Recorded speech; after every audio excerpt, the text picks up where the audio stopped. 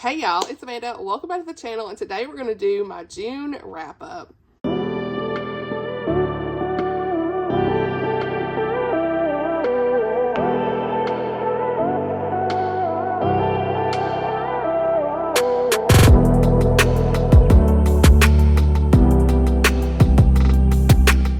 Alright y'all, so welcome back to the channel, or welcome if you're new here. My name's Amanda, and on this channel we talk all things books. And I'm here to talk about the books that I read in June. There's a lot to talk about here. I have 12 books to talk about for this last month. It was a really good reading month, and I had a lot of physical reading done. I prioritized my reading more than I normally do. I made sure, like, during lunch breaks, I was reading, tabbing different things. I used audio as well, as I always do, but I did a lot of more in tandem audiobook reading, all of those things. So yeah, this is a new little setup. I don't know how well this is going to go, but the lighting, I feel like it's okay enough to just do this. And so I've got my coffee. May have to take some breaks. And it is Sunday morning when I'm filming this on June 30th. So I don't think I'm going to finish any other books today. I will kind of say, I think if I have time, what I plan on reading next after this video. But yeah, without further ado, let's get into it. So let's first talk about the DNFs I had this month before we do anything else. So I did end up DNFing 3 books this month. Who am I? I normally don't DNF a lot, but I'm getting better at it. If I'm not enjoying it, put it down. Life's too short to continue to read books that we don't enjoy, right? So I ended up DNFing Poldark. Poldark by Winston Graham. And I was tabbing it. I was enjoying it. I read half of this, okay? I was buddy reading this with Tammy at the Protagonist Pub, and me and her were chit-chatting, and she got a little further along than me, and some of the stuff she was telling me, I was like, yeah, I don't think I'm going to love this. Also, I really don't feel like, because I guess, well, let me just say this. I feel like because I know what happens in the show and I got mad about in the show in season 3 and 4, that, like, I just wasn't as invested in this. And I feel like this man, he wrote this in 1945. So this is, like, actually a modern classic. So I was like, oh, I could check off a classic, this month for my goals, but it didn't happen. But I feel like because I know what happens, and because this man wrote, like, the relationship, like, that's in this story, I think we all know Ross and Demelza. This, like, there was no build up to a relationship. It was very much written by a man. That's not saying anything bad. I was really enjoying his writing style written by a man. It was very direct, and I understood everything that he was saying. Yes. But there really wasn't any reason, like, for the relationship that I could see, and I wasn't loving it. And I actually read this in 2017 when I was 27, and I was like, I gave it 5 stars back then, and now I'm like, 34-year-old Amanda is questioning 27-year-old Amanda because it just wasn't for me. And so, if you really like this show, you just stick with the show, honestly. I think if you've not seen the show, you probably wouldn't even really like this, because Tammy, she's not seen the show, and she was really not connected to the characters at all, and she did not really enjoy it either. She finished it. She's like, I gotta finish this just because. And I'm proud of her, because I lost interest. It got me feeling a little slumpy, all that stuff. So unfortunately, I did DNF this. I do have the second book. I'm going to sell it. So, yeah. And because I wrote in this, I'm not going to sell it. But I was trying to, like, tab different things, but it just didn't work out, And I feel like I didn't want to be in a slump. So, no slouch on the Poldark book. But there's some things, like infidelity is in this show in season 3 and 4 that I just did not like. And I just can't get past it in my mind, I think. When I'm trying to read the beginning of their relationship, it's just really hard. So, and I feel like I could say there's infidelity in the show without spoiling anything, because I'm not saying who's who or who's done what. Okay, so that's not the first DNF, but that's one DNF I owned and I wanted to chat about. The other DNF I had was the Cookie Crumbles, and I can't remember the authors, but Tracy and Alicia, I know the first names, and I did not like this. It was 200 pages in. It was not for me. It was an early copy I was supposed to read for review. It did have some content that I don't think is appropriate for kids, so that's the main reason I put it down. So we moved on. The next book I DNF'd was, what was it? I keep forgetting the name. The Hunters of Thornback Forest by Melanie Dickerson. That's it. So, yeah, this one, don't come for me. I already talked about this recently, but very briefly, the only reason I DNF'd this is because I just felt like it was a bit young for me, and I felt a little slumpy with it as well.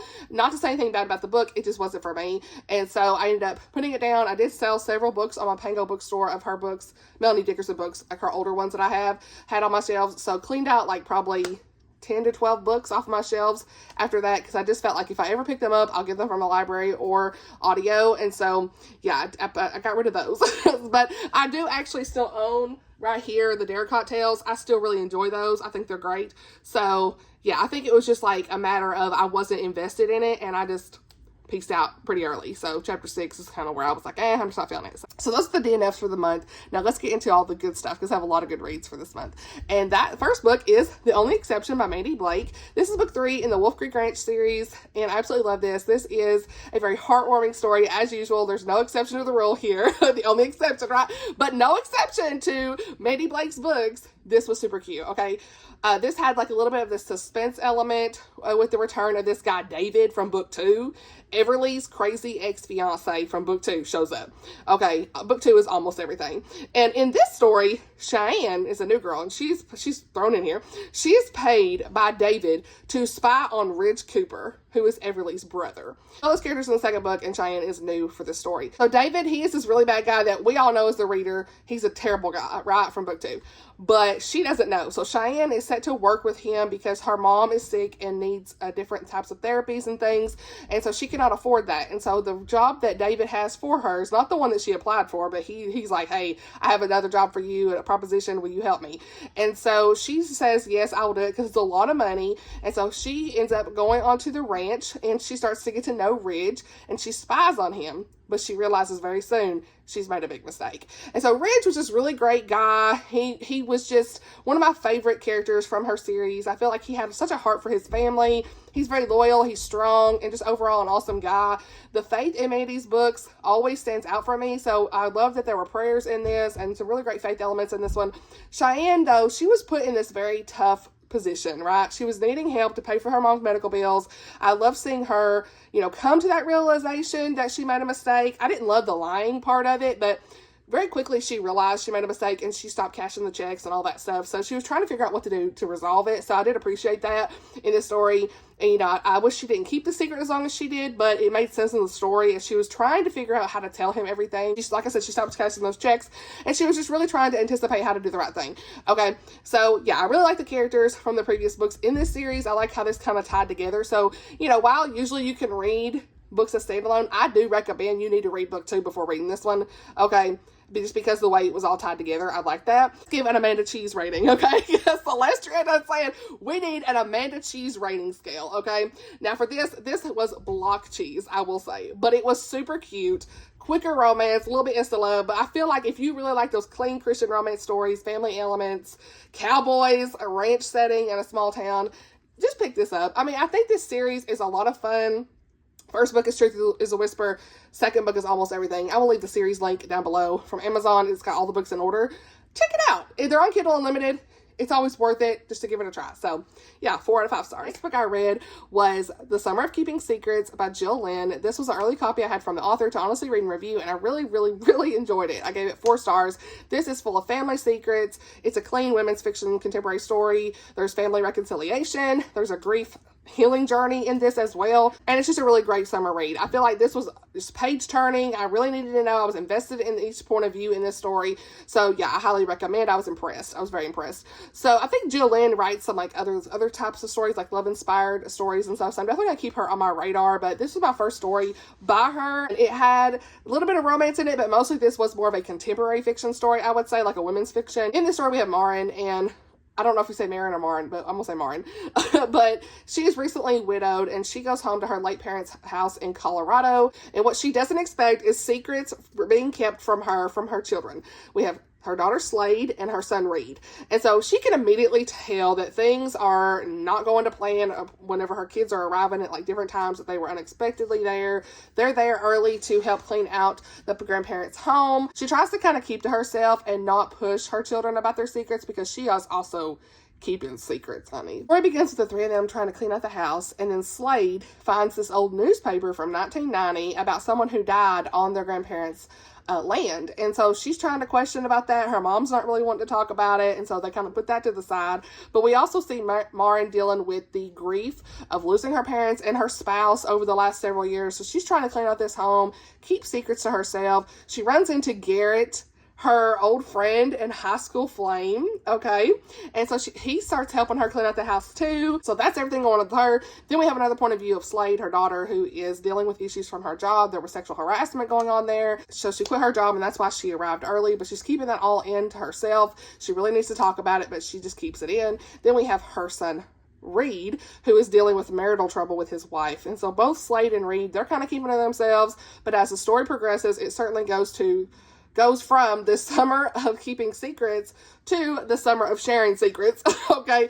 And so I really enjoyed the family element in this. I like how they discussed the issues that they were having together. They actually communicated with what they were dealing with and the grief and just all these different things that were going on. And so I feel like each character had their own reconciliation, and I like that. I like how this author tied in the family together in the story, and the mystery from the death in 1990 was wild when that come to the forefront as well. So yeah, overall, I highly recommend this to anybody who likes a good contemporary women's fiction story, family stories, and that sort of thing. So yeah. Next book I read this month was Love Unscripted by Denise Hunter, and this was a really cute summer read. I gave it 4 stars.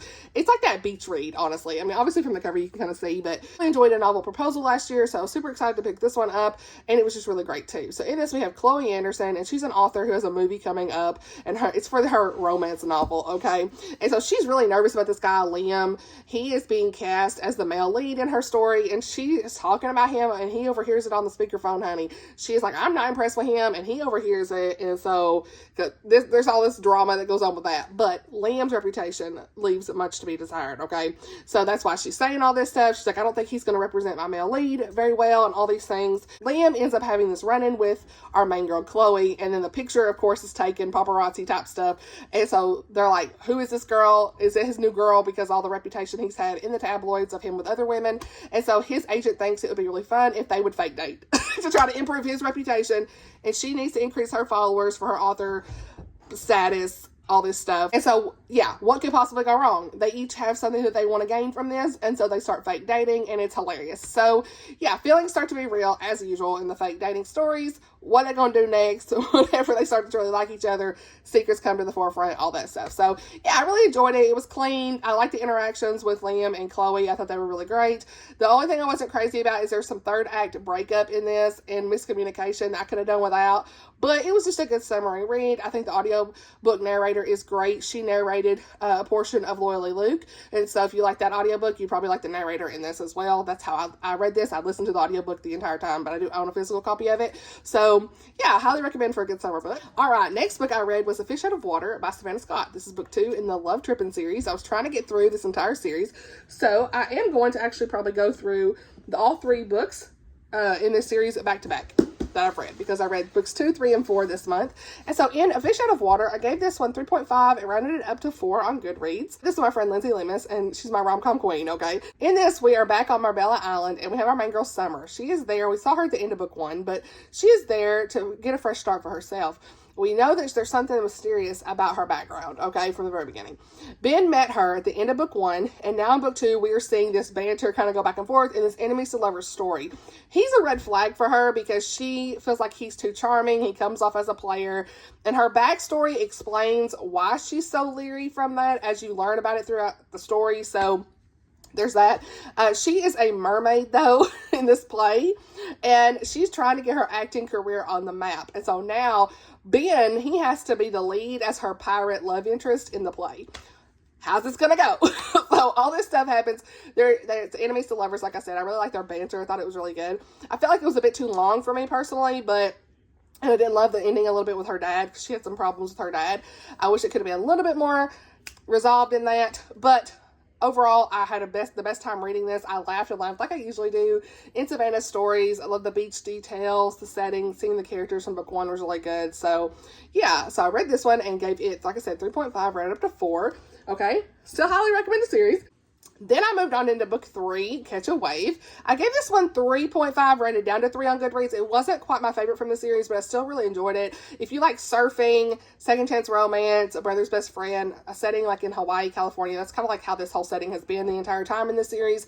Adopted dogs and a good clean romance. Pick this one up. This series, you can read it as standalone, but I highly recommend starting from book 1 just because all the characters are really intertwined and you still see some of them throughout the stories. But the only reason this wasn't quite a favorite is the second chance romance is not always my favorite trope if it's done a certain way, and there's a lot of flashbacks in this one, so it wasn't quite my favorite, but I still enjoyed it overall. One was between Bodhi and Kalani, however you say her name. I know there's a way, so they said where she had to pronounce it in here, and I done forgot.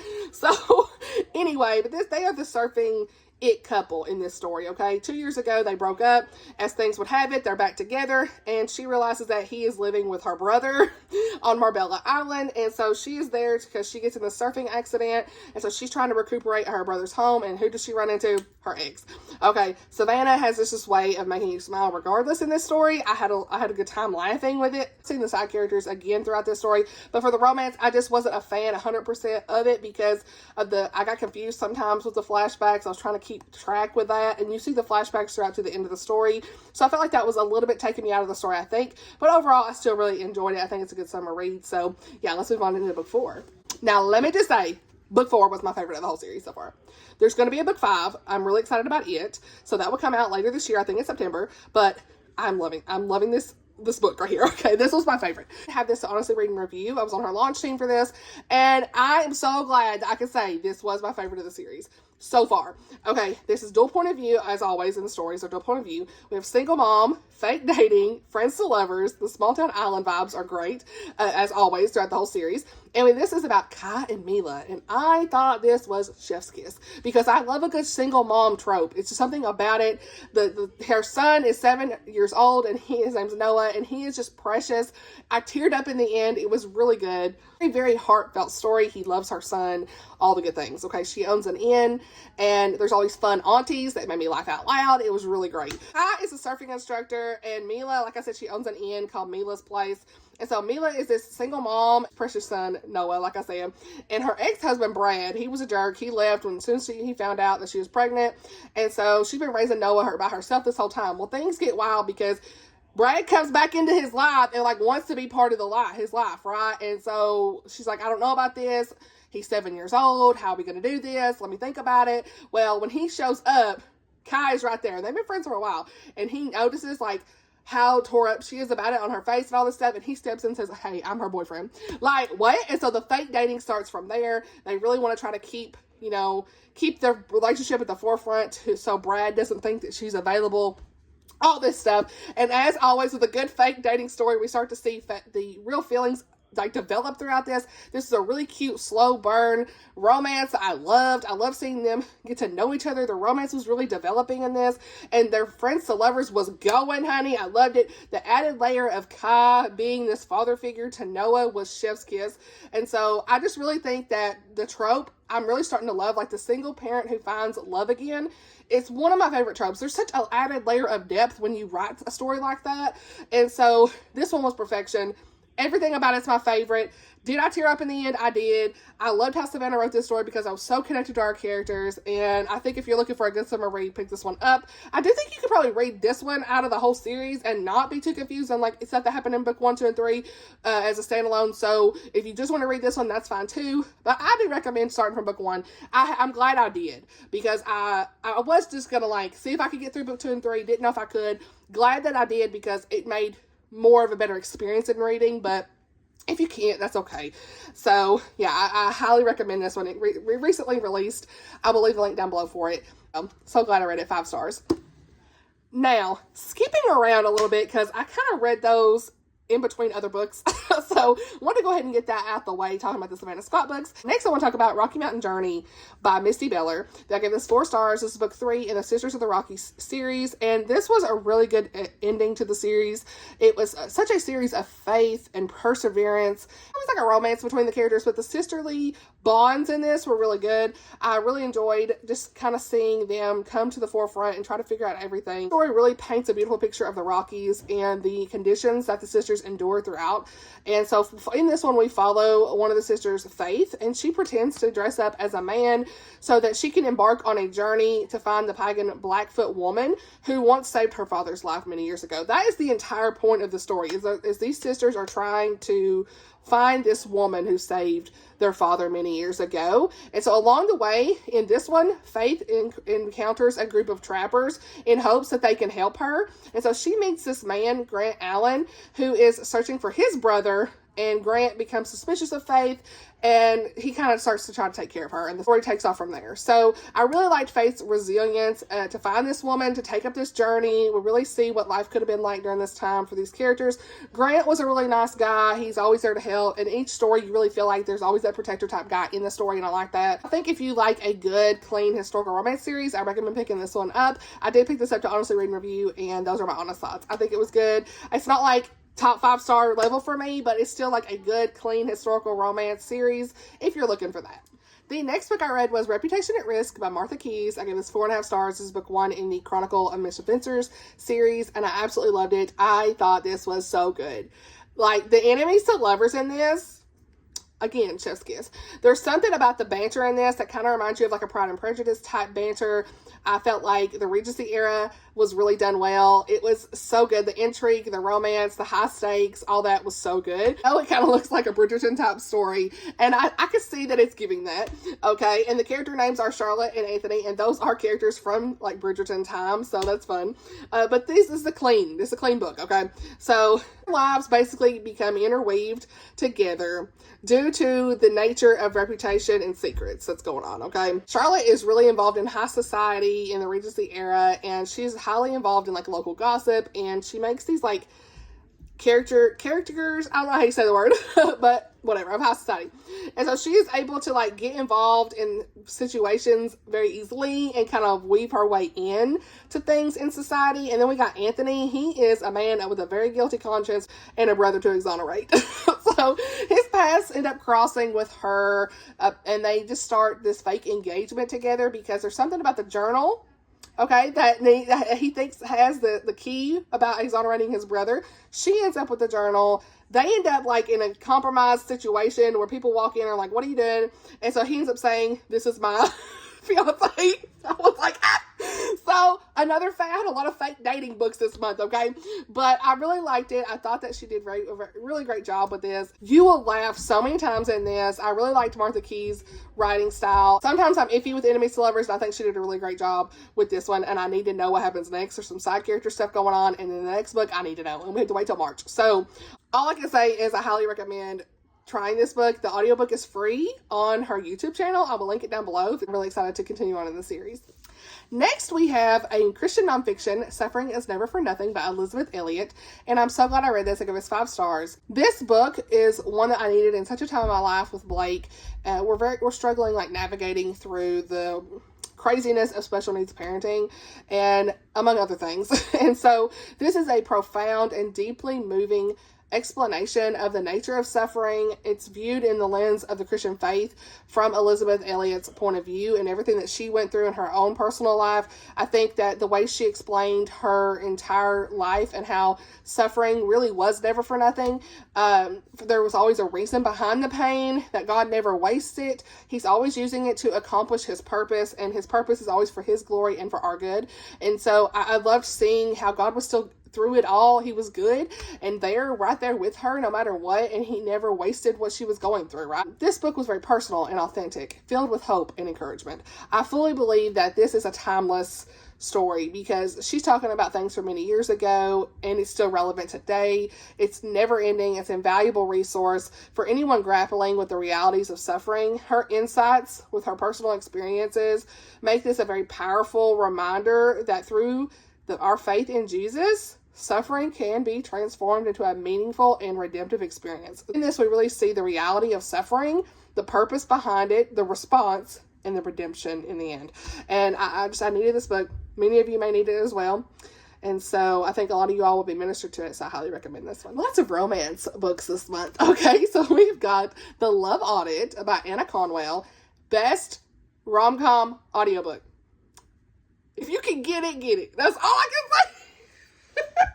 Because the audiobook was phenomenal. I listened in tandem, so I did tab a lot. June is Lindsay Lemus's birthday month, and so I picked this up for her birthday, okay? It's one of her favorite books, and I have a lot of Annah Conwell on my shelf, and I'm excited to actually dive into the second book, Lucy at the Chronicles. Lucy at the Lucy Chronicles on YouTube, okay? She has her channel. I'll leave her channel down below. Me and her are going to actually buddy read book 2. And she reached out and asked if I wanted to read it. So I was like, sure. And so we're going to pick that up. In this one, we have Enemies to Lovers done right. Okay, the enemies to lovers, again, is hard trope sometimes for me, and in this one it was done right. They were not downright mean to each other. I love that.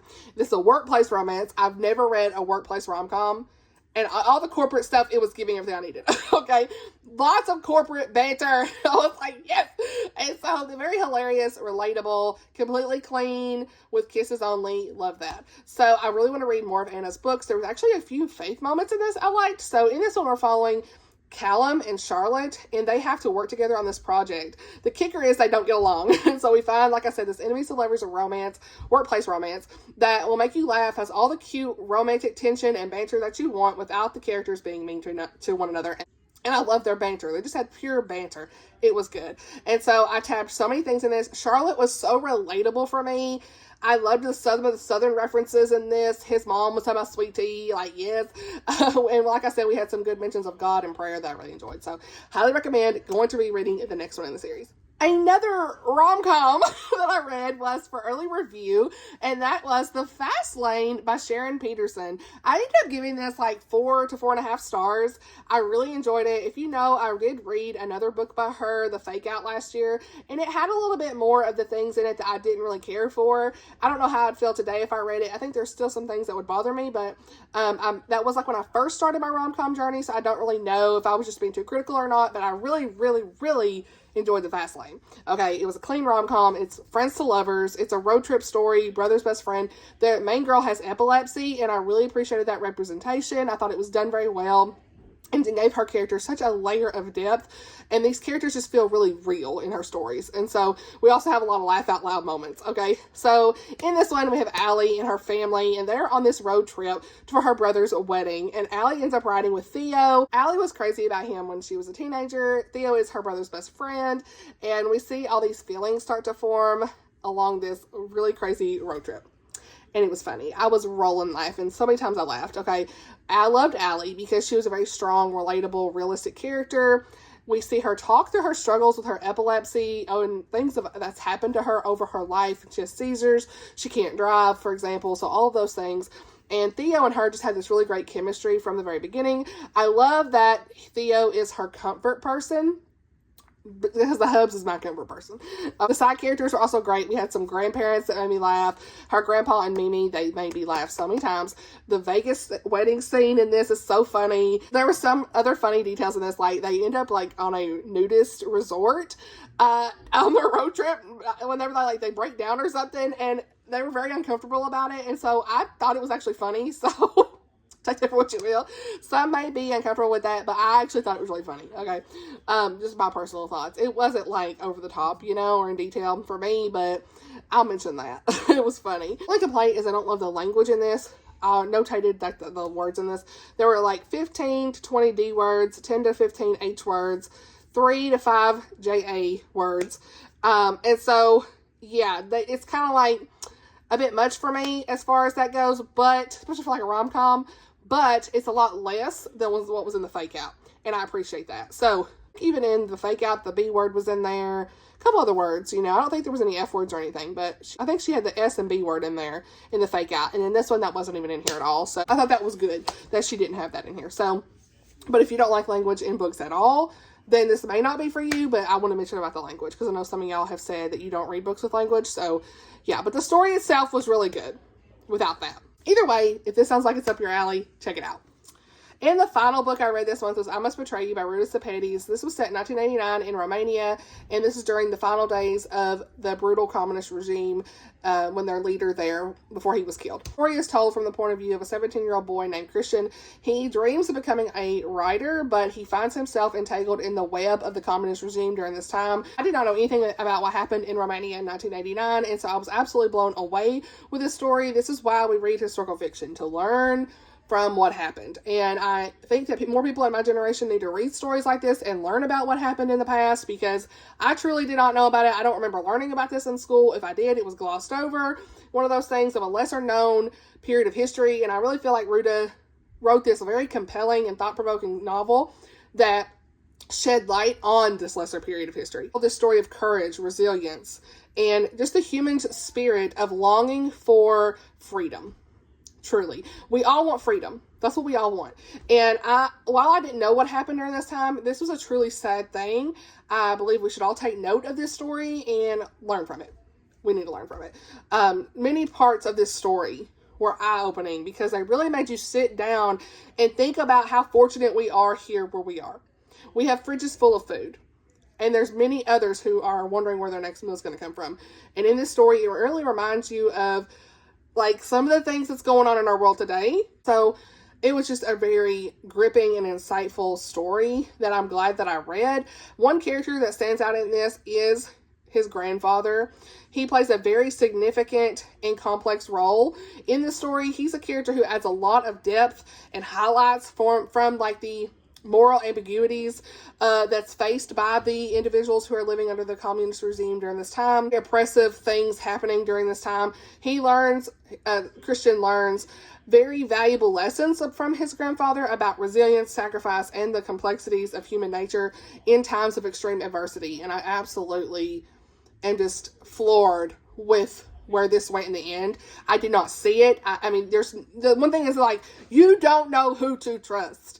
Everyone is spying on everyone. You know, it's like, who's betraying who, you know? And he ends up being, I should have said, he ends up being someone who has to spy on another family for the leader. I should have said at the beginning, sorry. Just so he could try to get treatment and help for his grandfather who's dying of cancer. That is the 17-year-old, why he even does this. But like throughout the story, you are seeing like who is really betraying who, right? Like you're trying to guess. Like there's all these little insights and these entries of things. And I did tab this up a little bit, but it was just heartbreaking what they went through. And there's so many quotes in this, but one thing I will say, in the very back, this is a true thing. Like the very back, Tammy even mentioned in her review. I believe her review down below. She has a full video on it. Very, very good video. But there's all these like pictures from like what really happened and who they were and just the horrors of everything. Like they would have to have cigarettes to bribe people just to turn up the gas so that they would be cremated in full. And like, it was just sad. It was really sad. One thing that stood out for me was, if communism is paradise, why do we need barriers, walls, and laws to keep people from escaping? Profound. Eye-opening, gripping, all the things. Important, powerful story. I want to read more by Ruta. I have Fountains of Silence on my shelves to read still. And I've got another one, Salt to the Sea, to read. Okay? So I want to read both of those still. I have read Between Shades of Grey, all about what happened to those in Lithuania many years ago, and it was eye-opening as well. I remember crying a lot more than that. This one was more like, I'm angry, like, with what they're dealing with, you know? You're frustrated, and you want to just, like, wish you could help those people during that time, right? Versus, what happened in the Lithuanian story was, like, more tragic, I think, as far as, like, me crying. I don't know what it was. Something about the details that she had in that made me cry more than this one, but I still cried in the end. There's something in the end that happened I was like not seeing happening. So yeah, overall I had a good reading month. Okay, what am I going to pick up next? I have a couple books on the list, but today is Sunday, so I think I'm going to actually start reading Colin Coble's book, What We Hide. Okay, I got my little book sleeve from the last vlog y'all saw. So sorry if you heard background noise too. Blake and my mom are here, and I said, hey, can I go film this video? So they've been talking a lot. And I feel like it's been wild with little man too. Like, we're doing potty training and stuff with him. So sorry if you like heard, let's go to the potty. Real love, okay? I'm sorry if y'all heard that stuff. So, but they were so kind to let me come in here and film this video for y'all. So that's it for this video. Let me know what you read in the month of June. If you've read any of these books or any of these sound interesting, as always, let's chat below in the comments. And thank you so much for watching, and I'll see y'all in the next video. Bye, y'all.